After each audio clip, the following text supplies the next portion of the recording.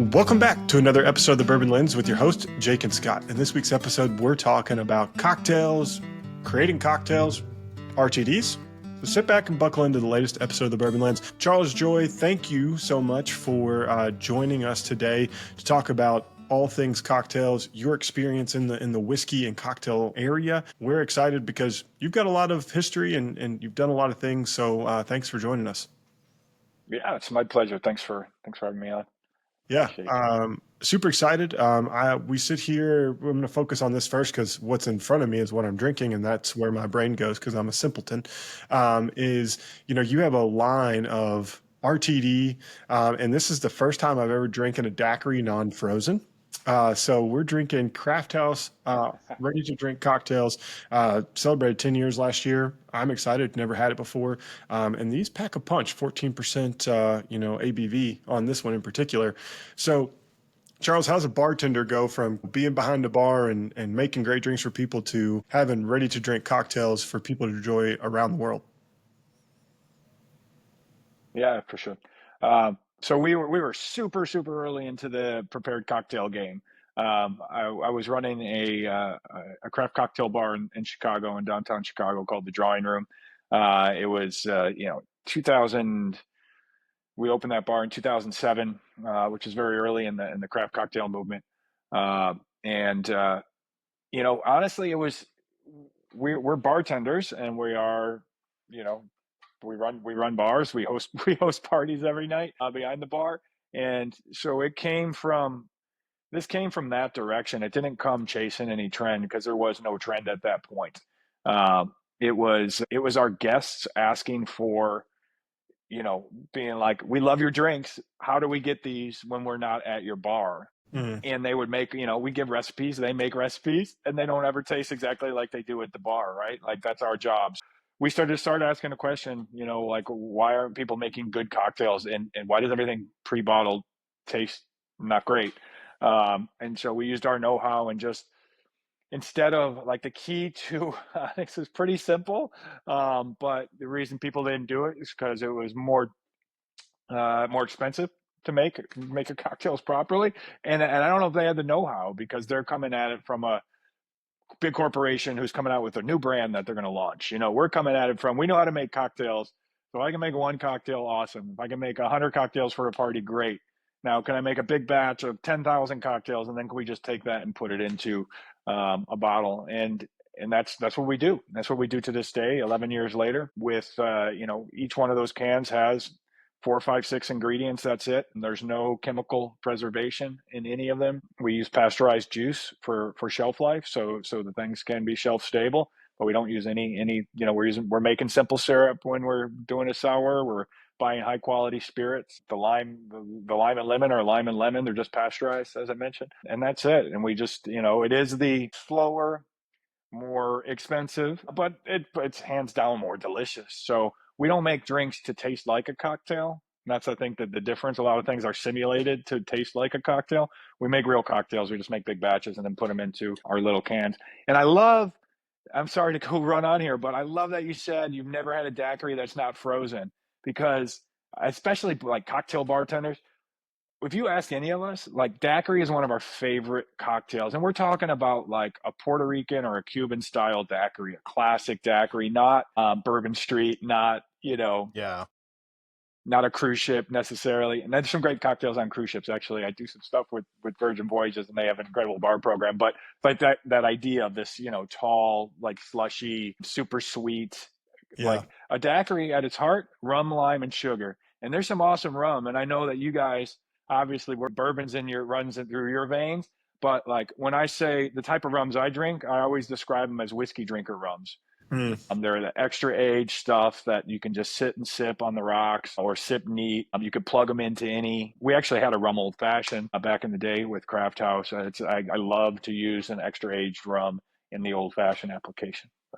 For sure. And I just realized that the daiquiri build and the Gold Rush build are very similar. You're just swapping out the spirit, rum for bourbon, right? And the builds are very similar from a, ratio perspective, which I found to be cool. And shout out to Bob, who runs our cocktails focused program, in his conversation, because he's like, here's your build. It's a daiquiri build. And I was like, I've never had a daiquiri non, slusherized. So this is So this is delightful. your first daiquiri. That's what My we're first saying. real This is your daiquiri. first and daiquiri. it's a pineapple daiquiri too, which it's funny that was a total bartender handshake cocktail because the guys from Plantaray Rums, which formerly Plantation Rums, now Plantaray Rums, came out with this Stiggins extra fancy pineapple rum, and they do an infused rum with the husks of the pineapple. Absolutely delicious. These Barbados rums, and bartenders fell in love with this stuff, and it popped up first at Tales of the Cocktail, which is this huge bartending and spirits convention basically gathering in New Orleans every year. It's been going on for, I don't know, probably 20 years now or something like that. And and they launched it for that. And everyone was like, we need this in our bars. And then people started making the pineapple daiquiris with that. We throw a dash of Angostura bitters in ours as well to add a little more complexity. And it's just a great, like, end of the night. You'll hear people talk at a bar, be like, "Can we get a round of snackeries?" Or like you send them out and you just make one or two daiquiris in a shaker and you pour them out around 6-7 people for just little 1.5 ounce toss backs. Oh man. What's the difference between a daiquiri and a mojito then? Because that sounds a lot like a mojito, but Yeah, your fruit. mojito's going to have the key addition of mint. It's a long drink. You're going to get your crushed ice in that. You're going to have a little soda on top as well. So it is. We talk about, and this is the way you said, like the build on a Gold Rush or whiskey sour. Gold Rush is just a fancy whiskey sour, really, or a daiquiri. They're both in the sour family of cocktails. And what that means is you've got at the heart of those cocktails three things: spirit, whatever that spirit is, bourbon, rum, gin, tequila, some sort of citrus, and then some sort of sweetener to balance the citrus so it's not like strippingly dry. Your margaritas are sour, the cosmopolitans are sour, obviously whiskey sours, pisco sours, all these things. The mojito is a unique cocktail though. It's in its own. It's a long drink, but it does have rum, lime, sugar, right? Like, so we've got, and there's a lot of cocktails that have, we call that the holy trinity. A lot of, some bartenders will refer to it as that, between rum, lime, and sugar. So many great cocktails, caipirinha, so many of the Mai Tai, so many of the great tiki cocktails hit in that spot. Tea punch from Martinique using the agricole rums. So it's at the heart of that. They're all rum, lime, and a little bit of sweetener to balance it out. But they make beautifully different cocktails. So it's like an offshoot of, yeah. Yeah, they're in the family tree of cocktails. So you got two big branches on the family tree of cocktails when you're learning to bartend, and even if you're just making drinks at home. But the biggest branches are going to be sours, and like those are those drinks again that like spirit, sweetener, citrus, and then spirit forward cocktails that have no citrus, that have no juices in them. So your Manhattans, your martinis, your old fashions, things like that. Going back to the basics now. I go back to the basics all the time. I love it. I love bartending 101. That's what we need. We are We total do, noobs. because I'm a terrible cocktail maker. I've gotten better. It was really rough at first. It was real bad, but we've gotten better. But so that's interesting. From a basics perspective, you also are in the barware, glassware, perspective, and this is something we talk about, like building your bar back with the right spirits. The things that you should have. For someone that's looking to create cocktails, what's the minimum barware that they should have, and what are the spirits to be able to create or craft? Like, if you could say, like, you need lime and lemon, obviously, from a citrus perspective, like maybe you want Aperol or Campari, whatever. What are the basics to build that bar back? Because I'm interested to your point of view. Yeah, for sure. And it is, I mean, you can go nuts with it, right? But like to get started, it's really simple. And I always tell people as well, if you don't have every tool, doesn't mean you can't make the cocktails. You can make cocktails with anything. You grab a thermos, a coffee mug that's got a top that screws onto it. I've shaken cocktails in Tupperware containers before. It doesn't, you know what I mean? If you're in a place that you don't have your tools with you, then it's all right, but the very basics of your bar, obviously, talk about a cocktail shaker. This is actually a piece that I designed, and this is one where I have a point of contention. If you ask most people to draw a cocktail shaker, they're not drawing a 2-piece cocktail shaker like this. They're going to draw a little 3-piece with a cap. It's that classic design. That to me is not the best one to start with. You see those a lot. They get seized up from time to time. You end up losing the cap. They're not great ones. Like, you see almost all professional bartenders in the United States particularly are using this two-piece shaker, tin on tin or big tin with a tempered glass on the top, depending on what you've got. And it's a great tool. Super simple. It's nothing's changed about this in 150 years. It's beautiful, but there's obviously you get one to your style. Like I said, I designed these and informed what small features into every tool that I design, that for practicality, and also I want them to look good as well, both form and function. So you want an accurate jigger to measure with. Cannot emphasize that enough. There are a lot of terrible jiggers out there. Put them on a little scale and you put water in there, and then you measure it and look at the lines on them, and they're way off. So you want an accurate measuring device of some sort. And I do recommend, especially when you're learning to make cocktails, measure. Keep a little notebook in your recipes, because it's all taste, right? So if your whiskey sour, let's just take the bourbon, the lemon, and the simple syrup. Like this, not worry about eggs and bitters or anything that we might be tossing in there to make that cocktail. You might like 2 ounces of bourbon, 1 ounce of lemon juice, and 3/4 ounces of simple syrup. Like that's a ratio that I like. But you might be like, this is too tart or too sweet. Or you grab 100 proof bourbon as opposed to a 80 or 90 proof bourbon, or get something overproof. It can change it. And so you want to know and measure that, kind of keep track of what you're doing, so you know what your personal taste is. From my job as a bartender is not to make cocktails for me, it's to make cocktails for my guests as well. So I need to understand kind of what I refer to as the collective palate, of the masses in whatever area I'm in. And that changes. If I'm bartending in central Chicago, in the heart of the city, that might be different. If I'm bartending down in San Juan in Puerto Rico, that the palate might change a little bit, or just bouncing around the country. Even if I drive 30 minutes outside of the city and I'm doing something in the burbs, the palate gets a tiny bit sweeter. I need to adjust for that. And then I guess to continue answer your question, so shaker, jigger, a bar spoon so you can do some stirring. A muddler is a great thing to have. Citrus press, essential. And you should have that in your kitchen anyways. A lot of these tools cross over. If you don't have your bar spoon handy, grab a chopstick. It works great in a pinch. A muddler, you can find anything that you could kind of press or smash with. It works just fine. Good, like I always tell people, a good knife, a good sharp knife, it's key. Again, that's going to be in your kitchen drawer, but learning knife skills is such a, I want all my bartenders to do it, but because you use it every day, you eat every day of your life, right? So learn how to use your knife properly, and you'll be much more adept and happier in the kitchen.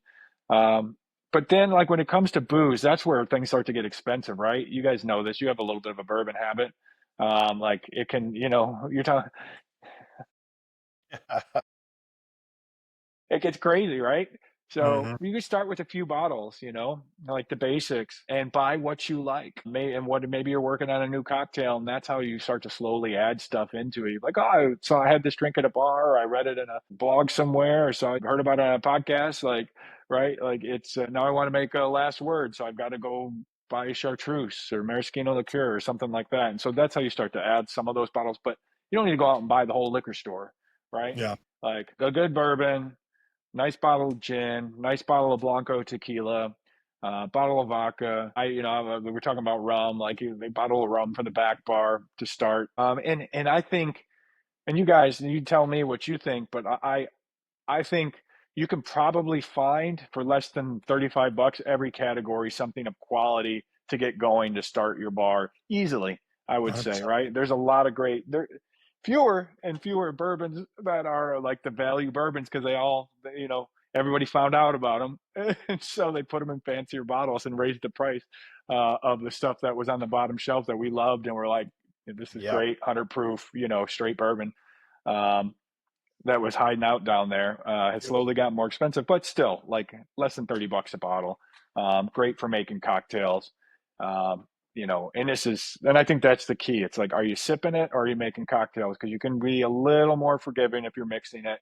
You still want something that's high quality. You don't want a flawed spirit. You want a good quality distillate. But For sure. No, I think that's an awesome setup. And that's what I've realized is like I never had a really good Blanco tequila until I started paying attention. We did some tequila stuff, and when you have a high quality spirit and you go to make a margarita, it's just so much better. Or you make a Paloma or whatever drink you're going to make. It Makes all the difference. just makes a complete difference to have high quality spirit. And most of those high quality spirits you can grab for under $50. Everything is price creep at this For point. sure. Easily. But bourbon and rye, I mean, you can't go wrong with Old Forester, 100, and Old Forester 100 rye whiskey. You just hit that like $25 mark, and you're good to go if you need some cocktails and something easy. Yeah, yeah, absolutely. And that's, yeah, $50. I mean, you're getting some nice stuff at 50 even, a bottle. Yeah, I'm a big agave drinker, a big tequila mezcal fan. Like it might be Blanco tequila might be what I go to most often when I'm pouring myself something, just a little bit of that, maybe an ice cube in it. That's it, and I'll never turn down a margarita. But you're absolutely right. Uh, you know, it is your end result can only be as good as the pieces that you put into it. You gotta, if you're making cocktails at home, squeeze your juice fresh. Like it makes a world of difference. Do not buy that little green lime that's in the plastic God, jug that used to sit in our, in Auntie's fridge, and use that. Like it's not going to get you anywhere. You're going to be like, why does my cocktail not taste right? For the love of God, make your own simple syrup. It's just sugar and water. Don't spend $9 on 32 cents worth of sugar water. And it's just a great first skill to make that one ingredient really easy to make it, Mm. and then you can start to do cool infusions into it as well, which like it's most simple. Like whiskey sour, take that same whiskey sour this time of year. The first thing that comes up out of the ground, strawberries, some of the first ones on like strawberry infused whiskey, like sour. It's fucking awesome. It's so yeah. good, so simple. Strawberry mint and a little whiskey sour just to give it a bit of character to it. Like awesome, especially when that stuff is in season and they actually taste like something. Mm. But that goes into your simple syrup. You can do you can infuse your whiskey, I guess, if you wanted to. But yeah, those basics. It's fun. I mean, it's making cocktails. We're talking about learning a new skill or practicing something. It's not like we're not learning accounting. I'm not asking you to figure. No offense to accountants, God bless. Like we need them, right? It's not my brain. That my brain doesn't work like that. But like, give me a few bottles and some ingredients and tell me to try and make something that tastes good. I'm like, all right, that's a good time. Even Yeah. because you drink your mistakes. Yeah, It's all right. even like a not so good one, you're still working, Yeah. you're still Yep. working on something. So Yep. Exactly. Somebody in the house will drink it. Or yeah, someone you got to will have the guinea that's out pigs. of balance. See you later. That's what they would do with my Yeah. cocktails. Yeah. And you could fix it. That's good. We learn from our mistakes too. Like I'll see my guest's face and you can read it like a person. They'll never, like, very rarely will they be like, this is off. Like, because people are polite for the most, you know what I mean? It's not impolite to tell your bartender, be like, this is on the sweet side for me. You know what? We take it. I can put it in a shaker, put a little splash of extra lime in there, lemon, whatever. Give it a pop and pour it right back. It's all right. Like, I mean, if the cocktail's totally off and not for you, well, then we can start from scratch. You don't want to do that 10 times with somebody, but you can tweak your cocktails even after you make them. The more you taste, your palate's, it's muscle memory, and the more you taste, the better it gets. Taste with other people. It's just like you guys, sitting drinking a new whiskey. You can sit there and do it yourself and write down some tasting notes, but if you get 4 or 5 people together and you're all sitting around, now you start to, like, it starts to build up, and you're spending playing off one another, and you're like, oh yeah, I catch that or whatever, and then like all of a sudden you got a page of tasting notes that you can Mm. cumulatively put together. What are your thoughts on the addition of salt or saline to cocktails? Yeah, I love it. I've got saline right here on my bar. I keep a little 20% saline solution, and we talk about it, salt, just like in food. It's a flavor enhancer, brightens everything up, kind of binds flavors together, but it brightens. Also, on your palate, it has the additional side effect of muting bitterness. So, like, if you have somebody who wants to try a Negroni cocktail, that's gin and sweet vermouth and Campari, and that Campari's so they got too much bite for it, put a few drops of saline in there, and it tamps the bitter down a little bit and can be a little bit more chill. I So here's the thing with salt. Don't just throw pinches of salt in your cocktail, because one, it's not going to all dissolve. Two, there's no way to measure that. And if you're like, oh, it's this much, it's not like we're not with granny, like making cookies, you know what I mean? Which like, that's the way, right? That's why my grandmother never wrote a recipe down in her life, right? She just tasted everything, stuck her finger in the pot and tasted it. Can't do that with a single cocktail, like a little too much salt. You never want the drink to taste salty, right? If you can taste the salt, it's gone too far. You're putting just enough in there to enhance and brighten the flavor. So, a few drops, 8, 10 drops, and you're not gonna taste that in a cocktail. Mm. Um, that's pretty much the threshold, but it'll be a nice, if you just do them and if you're like, I don't like, no, I'm not putting salt in my cocktail, do them side by side, you know? I did that. I remember very well, early in my bartending career and in the cocktail side of my bartending career, when people were just learning about these things in the aughts and the 2000s. Um, a writer like just didn't buy the difference between shaking and stirring cocktails. And this, which sounds crazy now, right? Because it's so like understood. Um, and I just like, okay, I can't argue with you here. This is what I'm going to do. And I made 2 Manhattans and I shook one and I stirred one. Manhattan should be stirred. Let me say that. Like there's, you know, Don't screw it up. cocktails are not science, and there's not a ton of rules, but you can't shake in Manhattan's terrible. And I put them next to one another, and they visually look different. And when you sip them next to each other, they taste completely different because they're texturally different. Mm. Shaking aerates a cocktail, and millions of little bubbles in there. You can feel it.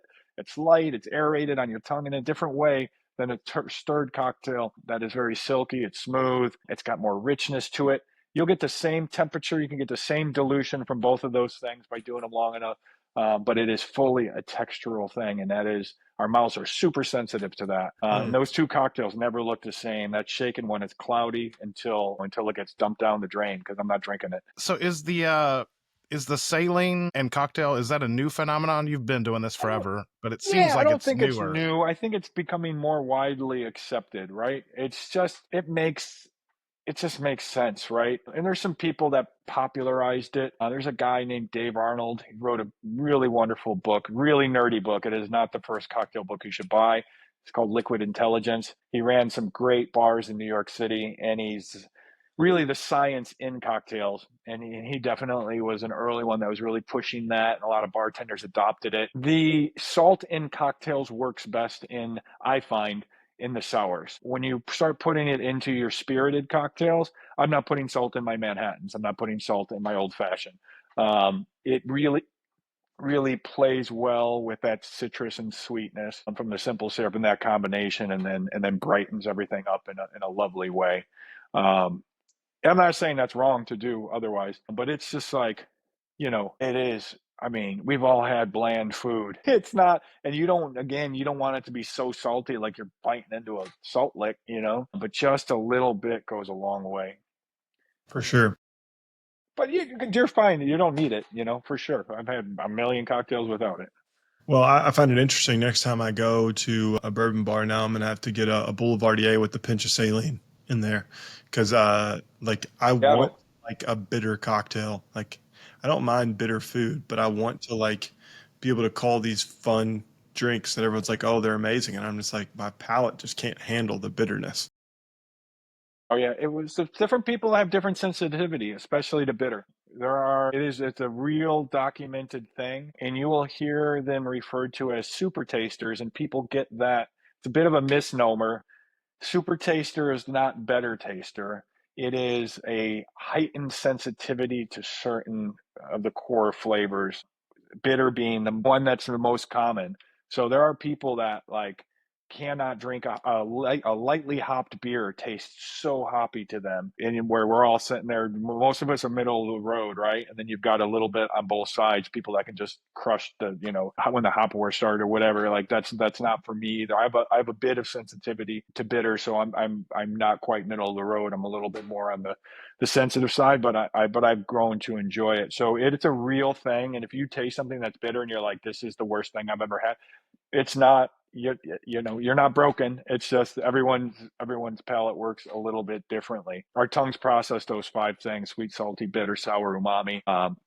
And that is like, and any of those things can come through more pronounced for certain people. For sure. Oh, and I know I'm not broken. I still think Manhattan's like the worst drink ever, so it's perfectly fine. I love it, man. I love Boulevard RTA is one of my favorite bourbon cocktails. I love it, man. I'm on a hill, and I'm up on the hill by myself, and I have my giant sword, and I'm still swinging it. No one's knocked me off of the hill that I will die on That's all about that. right. That's all right. There's plenty of other cocktails. That's it, man. That's, we got volumes and volumes of books of cocktails for you. So there's something for everybody out there. Percent. Speaking of cocktails, one of the things that I like to do, and I know Scott does as well, we both go to pools quite often, and it's summertime, right? What are some summertime whiskey cocktails, right? Because we see a lot of people switch to clear spirits, right? Obviously, for the summer, tequila goes Yeah. hotter, rum goes hotter, but I like to stay in the whiskey family pretty much all year round. I'm just that kind of Sure. guy. What Yeah. are some quality, maybe one or two whiskey cocktails that our listeners could maybe craft at home, pretty simple and easy to enjoy? Sure, sure. Well, I mean, you guys are in the cradle of the granddaddy of the whiskey cooler, right? With the mint julep is like the ultimate cold sipper, and I feel like it doesn't, people forget about that cocktail 364 days out of the year and go to it one day, right? Like in the beginning of May. And that's a damn shame because it's a great cocktail. It is a beautiful cocktail, and you could tinker with it endlessly. It's great the way in its original form. Don't get me wrong, but I love to, I mean, mess with it. Do a little prescription julep style cocktail and mix some bourbon and cognac together in it. Get a little, make your syrup, pineapple syrup. I mean, there's so much fun you can have with that cocktail. It is delicious. My problem with the mint julep is people talk about, oh, well, you sit and yeah, you just sat on the porch and you sipped it slow, and it was, you know, quite a bit of whiskey in the drink, right? They go down so damn quick. It is a dangerous cocktail. The whiskey sour we're talking about, endlessly you can mess around with, and you can start to work seasonal flavors in. You mentioned the Gold Rush, which we made, we had for a while as a craft house cocktail, part of our prepared cocktail lineup, which is just, that's a modern classic. So that was made in the 2000s from a bar in New York, and that's just a bourbon sour, but instead of simple syrup, you're using honey in that, and just a nice little touch to it. And you could tinker with that. It wants so many, almost any fruit. I mean, think about all the things that are growing right now that go with bourbon. Like any kind of berry goes amazing. Any kind of herbs go amazing. Take that. You want, even if the julep's too much, stretch it out a little bit, lengthen it, make it a little bit lighter, lower ABV cocktail. I mean, we were talking earlier, guys, before we got started recording, and I've created drinks for the Derby for many, several years back in the day, and went down to Churchill Downs and designed, fresh cocktails. Of course, we served a lot of juleps as well, but trying to make some new signature drinks as well. And I wanted something for people that didn't want those spirit forward drinks that might, so what, I'm like, how can I be the gateway? How can I make a gateway cocktail? And I was like, you don't see a lot of bourbon and champagne together. And I came up with this drink I called the Commonwealth cocktail after the great state of Kentucky. And it was bourbon and a little grapefruit liqueur and citrus and a grapefruit and hop bitter, and then shaken with a little bit of champagne on top and a twist. It's delicious. Like, I mean, it goes so well. And you don't think bourbon and bubbles, necessarily. I'll throw you guys that recipe, and we can, you can post it up and Yeah, for folks to try out. But it's real easy to make. Again, you're just making a bourbon sour, putting a little bit of champagne on top, really, at the end of the day. Lighten it up. So it's a good, it's a good intro cocktail. I love bubbles, and my buddy told me once, like, when you're having a nice steak dinner or a fancy dinner, like, have bubbles clean your palate. So if you can mix your bourbon with your palate cleanser, you can just do it all in one. So I'm in on that. Sounds I love nice. that. I love I that. don't have to order two drinks. Yeah, champagne is definitely, it's true. That is right. It's a great palate cleanser. It really rinses you off. If you like, if I'm about to do a tasting or if I'm about to do blind tasting or whatnot, swishing a little bit of champagne, maybe swallow a little bit, but we're spitting along the way when we're tasting that stuff, of course, so you can keep your head on straight. But it is an amazing, yeah, it really does work well to reset your palate. Yeah, no, that sounds nice. I look forward to that. Maybe we can get you shaking one up, and we do a little collab post there for the week of the podcast drop. Yeah, Maybe for sure. do a little That'd be work. great. Yeah. I'd love to. No, this is awesome. I'm excited. And first of all, like my wife loves spicy margs. I was going to drink this, but I'm gonna let my wife enjoy this. Save that one for her. Save that one for her. You know, be a good husband. Because this, I mean, this was crushable. I don't know about your margarita. I'm going back to these, but like this daiquiri. Now I want to call a daiquiri non-slushy form. But how's your margarita or Oh your no, I went the mule. I went The with the Moscow. Moscow Mule. Yeah, that's one of Yeah. our originals. Well, I Not mean, originals. One of our original from when we first started. It's like the cocktail goes back to the well, 1930s, I'm but it was one big. of the first ones we launched though back in 2013 Yeah, when we finally got on the shelves. But yeah. I mean, I'm a big time fan of lime, and I'm a gin and tonic fan, so I like bubbles. I like lime, you know, and so yeah, like this is right up yeah. my wheelhouse too. Yeah, and you can't go wrong talking about cocktails with bourbon, right? Like the Kentucky Buck, Kentucky Mule, great. I mean, that Moscow Mule with bourbon, delicious. yeah. Absolutely great. I mean, bourbon and citrus and ginger, like it's the same thing we're kind of talking about in a way. But you take a nice spicy ginger beer in there, a little Yeah. squeeze of lemon or lime and some bourbon, and you might need a little syrup around to balance it out a bit, depending on what you're getting. It is delicious. 'Cause, I mean, think about it. Like you're in college or whatever, people are ordering whiskey gingers, but that's ginger ale. It's a little bit Yeah. like meh. It's okay. It's like good, better, best. Yeah. So on the ginger beer, do you recommend a alcoholic or non-alcoholic ginger beer? The ones I use are not alcohol, don't have any alcohol to them. I've made my own ginger beer from scratch back in the day, and when you brew your own ginger beer, it has trace very small amounts of alcohol in it, but it's nominal, you know. Negligible. Yeah. Yeah, exactly. But there are so honestly, the way I think about ingredients, if there are good quality commercial ingredients available, I'm not gonna, spend a lot of times making stuff that somebody makes better than me. I'm not gonna try to make a cola. You know what I mean? I'm gonna buy Mexican Coca-Cola in the glass Yeah. bottles. Like I can't do better than that. You know what I mean? No matter how many fancy ketchups you have that somebody made from scratch. They don't ever quite taste like Heinz, do they? So, but there's some really good. There are better and not quite as good ginger beers. You read the ingredients: corn syrup and ginger flavor. Maybe move on to the next brand that's actually using real ginger and at least some real sugar in it.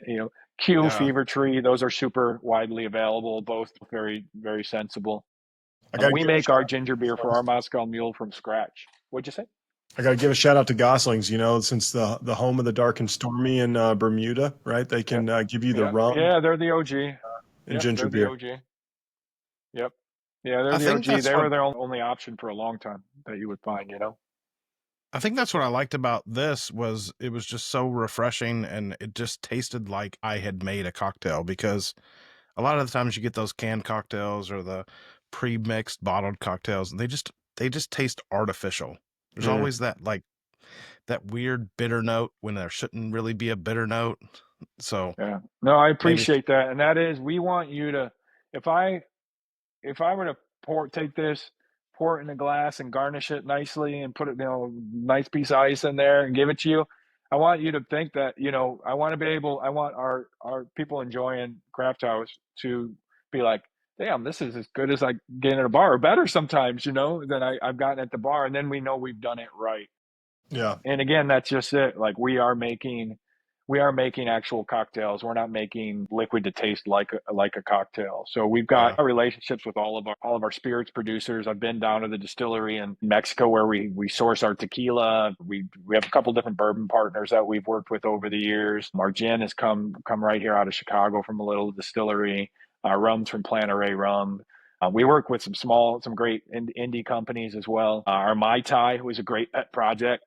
So we just actually got on United Airlines this year, which cool. is huge. We're an independent brand. There's about 9 of us in the company. We've been going for 11 years, which is a long time for very difficult. As you guys know this, you've seen brands come and go. It is a tough business, and it's a beast. And we don't have deep pockets or anything. It's not. I don't got a rich uncle sitting anywhere. Like Yeah. this is we're scrappy as heck, and we just try to make honest cocktails. But we got the lead for United.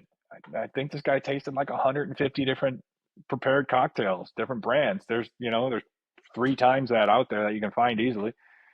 And we made the cut, we made the finals, and then whittled down, and we were it. So it was a really great moment for us. And we've got an original drink that I came up with called a Moonlighter, which is kind of like a vodka Collins, vodka spritz with chamomile and lavender. And we work with a little company called Brovo out of the Northwest, and they make a delicious vermouth that we use. And we've got our espresso martini on there as well. And then on their Hawaii flights, they've also got our daiquiri and our Mai Tai. And that Mai Tai was a labor of love. I love a tiki drink, and they can go wrong. So I think people like you were talking about the daiquiri, tiki Yeah. drinks, people get a bad rap for because they've had too many ones that have been so cloyingly sweet, right? And you see Mai Tais, 10 people make Mai Tais, and you've got them in every color of the rainbow all of a sudden for some reason. Like, there's a recipe for it. There's nothing red in a Mai Tai. I don't know why people keep tossing grenadine and stuff in it. It does not belong, but there's almond syrup, orgeat, and we work with a little company for our orgeat. So it's cool. We've had fun with it, and we try to just listen to people that are enjoying these cocktails and give them what they want and adjust things. And yeah, it's been good. It's been a fun part of the business, outside of actually bartending for people live and designing barware and whatnot, being able to do this project as well to give people cocktails in a place where they don't have a bartender right at hand necessarily. For sure. Well, I can tell you that these are really refreshing. I'm excited. I saved 2 for the next trip to the pool. So I'm excited about that. Charles, we're thankful that you spent an hour with us here this evening talking about Craft House, helping us build our own bar, and, some summer cocktails for our bourbon listeners and whiskey listeners alike. Where can people find out more about you, your barware, and Craft House cocktails? We got to make sure you get some time to shine here at the end. Yeah, no, I appreciate that. Thanks so much. So our brand is at Drink Craft House on Instagram. Is a quick way to get a hold of us, or crafthousecocktails.com online. We've got all the information on that, store locators and all that that you can find. And if you hit us up through our Instagram, it comes to myself or my founding partner Matt. We handle it. There's no red tape. We're the red tape. So otherwise, I'm on Instagram at Charles Joly. And you can find me there, and a lot of always some kind of cocktails or travels or adventures that I'm going on there, and happy to answer any questions, sherpa people through their booze experience as much as I can. But yeah, I appreciate you guys. Thanks so much for having me. And it was a lot of fun. I'm drinking whiskey. I don't know about you guys. I appreciate you guys drinking my cocktails. But I was like, well, if you guys, I'm on the bourbon. Always got some whiskey on the side. I'm drinking whiskey. What do you got in your glass? Sagamore bottled and bond. Sagamore rye bottled and bond.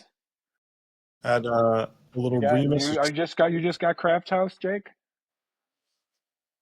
Nope, I got Remus Experimental. I've even got tequila sitting here beside me. Like, holy cow! Nice.